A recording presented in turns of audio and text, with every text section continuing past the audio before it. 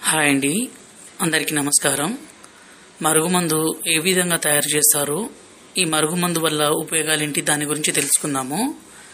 ఈ మరుగుమందు ఎవరినైనా సరే వశపరుచుకునే శక్తి ఉంటుందండి. ఎంతటి మొండి వ్యక్తులైనా సరే, ఎలాంటి కఠిన హృదయం ఉన్నా సరే, ఈ మందు వల్ల వాళ్ళని మనం మార్చుకోవచ్చు.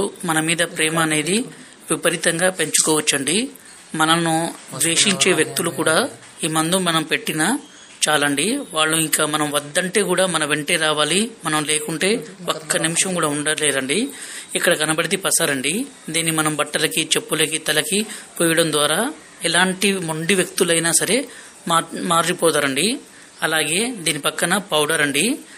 ఈ పౌడర్ని మనం అన్నంలో కానీ, కర్రీస్లో కానీ, స్వీట్లో కానీ, కూల్ డ్రింక్స్లో కానీ, జ్యూస్లో కానీ కలిపి ఇవ్వచ్చండి.